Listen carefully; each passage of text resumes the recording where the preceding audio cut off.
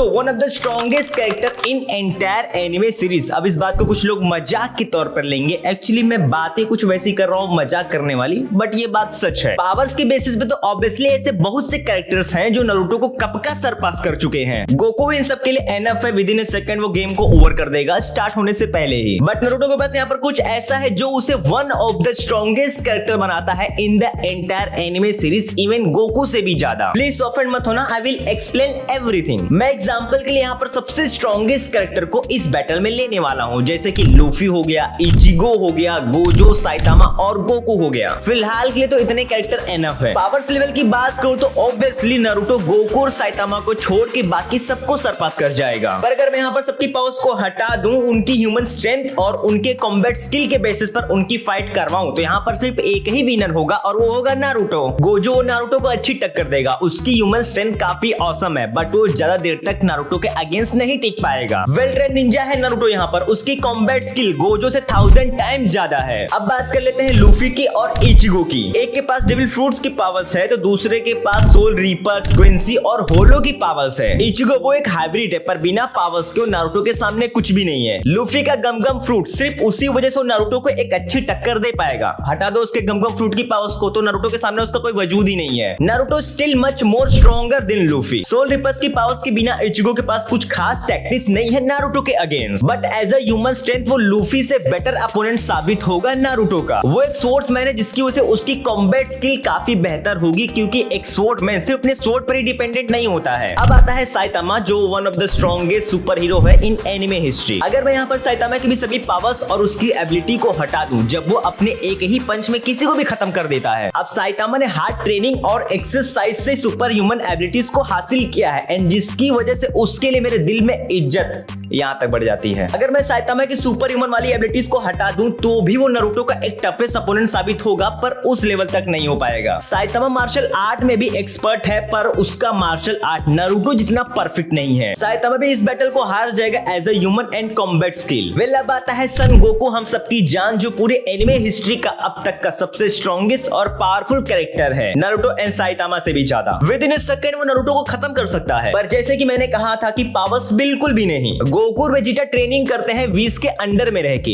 ये वाला सीन तो याद ही होगा ना, जब गोकू और वेजिटा अपनी पूरी ताकत के साथ व्हीज पर अटैक कर रहे थे, पर एक सिंगल टच भी नहीं कर पा रहे थे। उसका रीजन जानते हो क्या है? व्हीज जो एक एंजल के साथ साथ एक मार्शल आर्ट स्पेशलिस्ट भी है। विंग चन एक southern Chinese kung fu fighting skill है, जो close quarter hand to hand combat fire punch technique है। इसे सॉफ्ट स्टाइल टेक्निक भी कहते हैं, जो हार्ड और सॉफ्ट इन दोनों ही टेक्निक्स का कॉम्बिनेशन होता है। कमाल की बात, जानते हो नारुतो इसी टेक्निक में माहिर है, और व्हीज उसी टेक्निक का यूज करके वो गोकू और वेजिटा के सभी अटैक्स को डॉज कर रहा था बड़े ही इजीली, एंड उसी टेक्निक में अपना नारुतो मास्टर है। Naruto hand to hand combat skill में one of the strongest characters में से एक है in the entire anime history. Momoshiki एक ओसुस्की एलियन, नारुतो उसके अगेंस्ट गया था हैंड टू हैंड कॉम्बैट में। Not even Sasuke stand against Momoshiki, but अपना नारुतो गया था। नारुतो जो शुद्ध और लीथल मार्शल आर्ट टेक्निक को यूज करता है, उसका ताइजुत्सु उसे पूरे नारुतो के हिस्ट्री में 3rd पोजीशन को होल्ड करवाता है, और हाँ, बिना किसी पावर्स और जुत्सु के। इन सब से हटके वो एक निंजा है जो अपने बिना किसी पावर्स के ही एज अ ह्यूमन बहुत स्ट्रॉन्ग है। गोकू काफी हद तक मार्शल आर्ट को जानता है, पर उतना नहीं जितना नारुतो जानता है। नारुतो का पूरा बचपन ही मार्शल आर्ट को जानने, देखने और सीखने में गुजरा है। नारुतो की यही एक खूबी उसे one of the strongest and broken character बनाती है in the anime history. End of the conclusion, as a human Naruto one of the strongest and powerful character है। वो जिस लेवल के मार्शल आर्ट को जानता है, शायद उस लेवल तक कोई जानता हो। अगर पावर्स की बेसिस पर बात करें तो ऑब्वियसली गोकू और साइतामा नारुतो को खत्म कर सकते हैं, अदरवाइज नारुतो वैसे ही बहुत स्ट्रॉन्ग है। अब तुम्हें इस पॉइंट पर क्या लगता है, मुझे कमेंट करके जरूर बताना। मिलते हैं अपने नेक्स्ट वीडियो में, तब तक के लिए टेक केयर, लव यू, सी या एंड सायोनारा।